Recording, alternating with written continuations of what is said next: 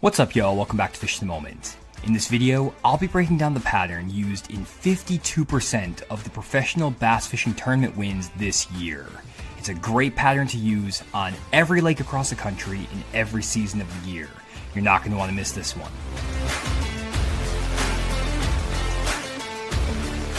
So what is this dominant pattern, and how did I figure out that 52% of professional bass fishing tournaments were won using this pattern? To get this stat, I used the database created by the Deep Dive app that has over 10,000 tournament patterns from top 10 finishes in professional level tournaments.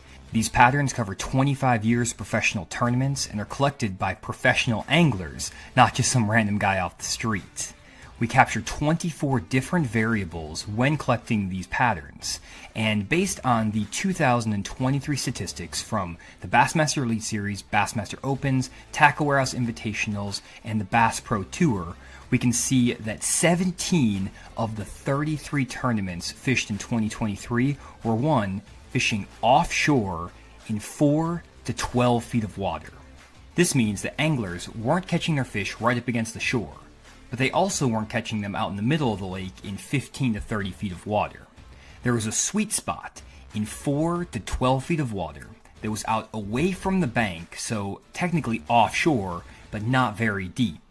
This is how 52% of the professional tournaments were won this year, fishing this in-between water.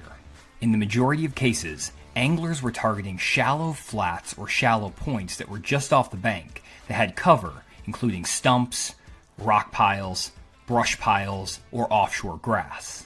What's interesting is that this pattern worked all across the country, from Florida to Texas to the Carolinas, all the way up north towards the Great Lakes.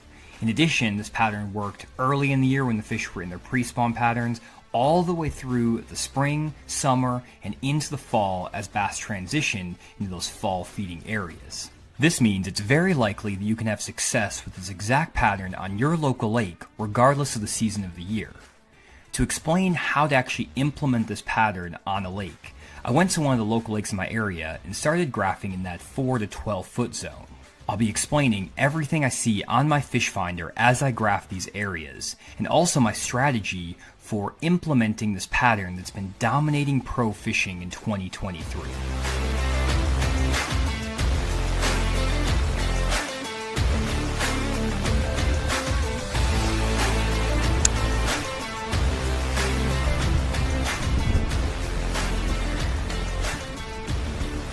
Got him. Good one. There we go. Ooh, it's a real good one. On the jerkbait here out of a brush pile. That's what I'm talking about. Stay on there, fish. Oh, there we go. Beautiful fish right there. Man, that fish is kind of pale. Doesn't look too great, but nice one for sure on that deep dive in jerkbait. Absolutely choke that thing. You can see him getting all excited on that deal on the live scope. And these fish are not super deep, just in these shallow tops. Let me get this guy in hung real quick. There we go, guys. 2 pounds, 14 ounces, solid fish right there. It is a windy, breezy day out here today, but we are catching them right now. So that's actually our second quality fish that we've had on. I lost another one that was maybe even bigger than this. So we are definitely on them right now, guys. I am kind of run out of brush piles in this area, so we're gonna have to go find some more. Just kind of getting things dialed in. So let's jump on the graphs, graph around for a few minutes, and start locating more spots that set up just like this. Nice fish. Okay guys, let me kind of explain what I've been doing today. Basically, I got to the lake about an hour ago, and I spent my first hour actually graphing for fish that were suspended out here kind of in the middle of the creek channel. There's no contour maps on this lake, but as you can see, there's a nice creek channel right here. There's bait fish all over it, and there's a bunch of small arches and small fish around. The problem is that while there are a lot of fish all over the screen here, none of them are very big. Basically, all the fish I graphed around in this area were no more than maybe 1.5 pound, 2 pound fish. I did make a few casts and caught a couple fish on an Alabama rig and a couple fish on the spoon, but they were all real small. So because I basically struck out with these fish that are out here in these ditches and things like that, I wanted to see if there were some fish that were kind of in between these offshore ditch areas and the banks where they should be heading as water temperatures drop into the mid 50s. And as you can see, guys, as I make my way over to show you where I end up catching that fish, there are fish all over the screen here on 2D sonar, down imaging. I mean, they're covered up out here. It's just all those arches are relatively smaller fish. And I really want to be catching those 3 to 5 pounders when I go to the lake. And I can tell the size of those fish based on the size of the arches on my 2D sonar and the dots there on down imaging. And it just isn't worth my time trying to target those fish because one, they're not that easy to catch when there's all this bait around, but they're also somewhat spread out. They're not grouped up tight, so I have to target individual small few fish here and there. So just not worth the effort when you're only fishing for a 2-pound fish. However, I did start making my way up here a little bit shallower, and I had a few brush piles marked, and this is actually on my mapping here where I ended up getting a few bites and where I caught that nice fish a second ago.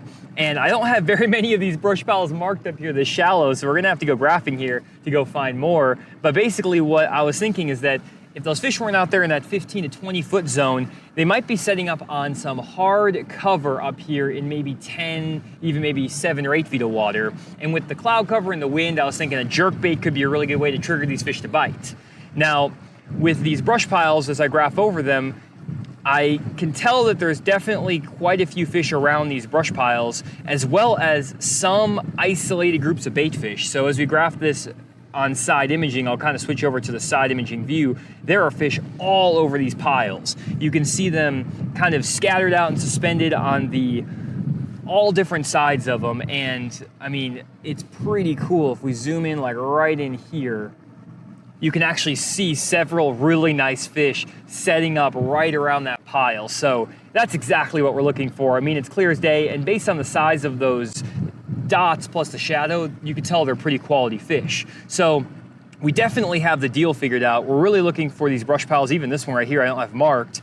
Didn't do a really good job when I marked this earlier. But these brush piles here in that like 8-9 foot zone definitely are holding the better quality fish. So what I'm going to do is I'm going to keep graphing in the same kind of 7 to 9 foot zone and mark a bunch of these brush piles and then start running them.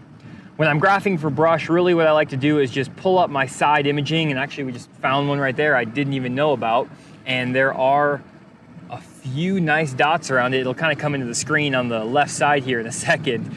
There's a really nice fish, couple fish on that. There's a few more brush piles around here, and I didn't have any of this stuff marked because normally I don't really target fish, these brush piles in this zone for whatever reason in the past. So I'm gonna mark these brush piles. There's another couple over here that popped up. So I'm just gonna go through and I'm gonna mark a bunch of these piles because basically the idea is you wanna have as many brush piles as you can in the exact depth zone that these fish are in. But fortunately, if you start catching fish out of brush piles that are in 8 or 9 feet of water, you can start catching fish out of every single brush pile in that depth range, as long as the water clarity kind of stays the same, water temperature, all that kind of stuff. So I'm going to graph, keep my boat in this 8 or 9 foot zone and just keep graphing. And hopefully I can locate, let's say, a dozen brush piles or so that I can then start running. And instead of just graphing one at a time and then stopping and fishing one at a time, stopping and fishing, I like to just kind of graph them all at once, knock it all out. There's a nice little pile right there, just popped up on the screen. And I feel like that makes me a little bit more efficient overall. I will potentially mark some of these piles that are out here a little bit deeper too, but with a jerkbait, those are gonna be a little bit trickier to fish just because that jerkbait can only get down so deep, but we may be able to make that happen too. So right there, got a couple brush piles, maybe mark this one over here just for fun. And we're just gonna keep graphing, and if I see anything else really cool, I'll let you all know and I'll kind of show it on the screen here. Okay guys, so I graphed about 10 more brush piles in that 8 to 9 foot range, and I'm gonna be targeting most of them with this Spro Mix Stick 110+1. This is a great little bait that has a longer bill that deflects off the brush really well, but I also have a few deeper brush piles I'm gonna try to throw a jerk bait around, and I have this Depths. It's the Bally Song Minnow Long Bill 130. It basically gets down like 15 feet, and it's great for those deeper brush piles. And the reason I'm actually throwing a jerk bait instead of a jig in these brush piles is just because of the wind and the cloud cover today. So we should be able to get pretty good reaction strikes. And I also find that when I get a brush pile like this, you'll see you get a lot more drawing power with a jerk bait compared to a jig in these conditions. And I feel like these fish are just more likely to commit to this jerk bait than a jig right now in the fall with the wind and all that stuff. So you can see there's a fish behind it right now. I mean, these fish just get on this bait like a magnet. Fish right behind it. Oh Get it, fish. Come on, come on, come on. Eat it. It's a good one too. Eat it. You just gotta kind of work it fast and get him to got him. Get him to commit. Nice. Oh, choke that thing too. That was fun. You can see he got that thing head first. Decent fish. And when they want that thing and you can jerk it in front of them and just kind of get it going, those fish will absolutely chew that jerk bait. That's why we're fishing the jerk bait instead of a jig right now. Here we go, guys. Not a big one, but it's fun catching them out of those brush piles. And that was a good example of why we're throwing that jerk bait. And if we get back up here on this pile, there are fish right now because of the cloud cover. They're kind of roaming around these piles, it seems like. There's also fish that are up in the piles. So what I'll do is I'll fire out on these deals and again, work that jerk bait pretty quick. You can kind of see it on the live scope right now. If you kind of look maybe like 60 feet out, a little bit less than that, maybe 30 feet at this point, and there's 2 or 3 fish underneath it. And just kind of working that bait nice and quick. Trying to stay with it on the scope. Come on, fishers. Another one right underneath it, 20 feet out. Come on, eat it. And they will just come up and get that thing, especially if you give it some up twitches and all kinds of stuff, but not every fish is gonna commit. Sometimes they kind of nosedive back down like that. So you just kind of got to make a lot of casts. Just try to see if you can get any of them to get a little more aggressive on it and draw them out of these piles. And eventually we're gonna run into another good one.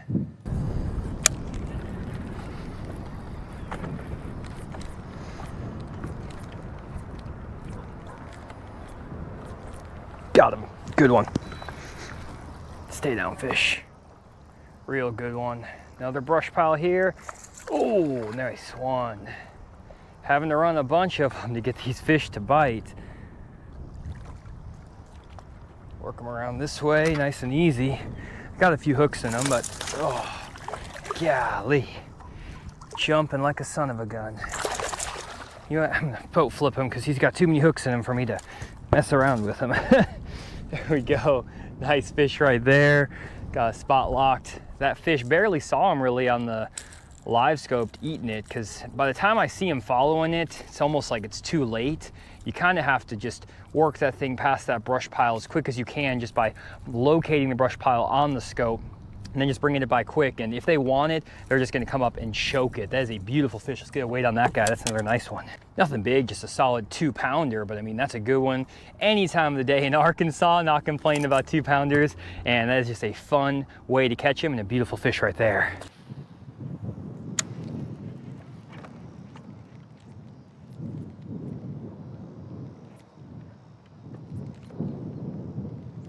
Oh, come on, fish.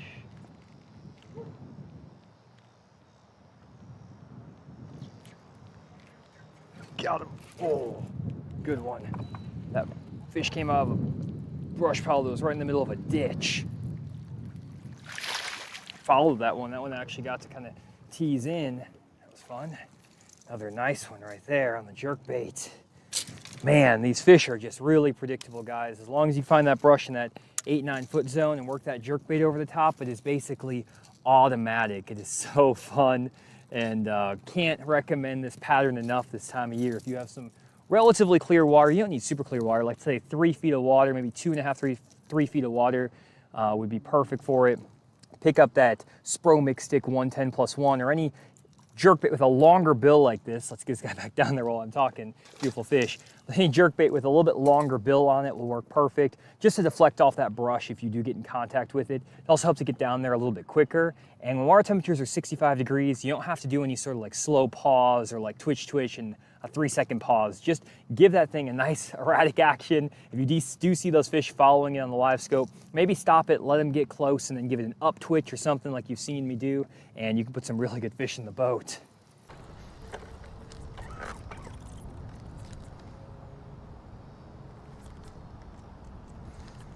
Come on, fish, come on, come on. Yes! Another good one. Not that big, just another little guy, but nice one nonetheless. Just on it, getting more and more bites, and putting him in the boat. Nice one. Well guys, that's it for this video. Ended up catching about 10 or 12 fish out of these brush piles. Not all of them were massive, but we did get a few good ones, and I lost a decent one as well. They all came on that Spro Mix Stick 110+1 jerkbait. Pairing it with a Denali Lithium Pro crankbait rod, just a medium power, moderate action, with some 12-pound Sunline FC Sniper fluorocarbon and a Black Max reel.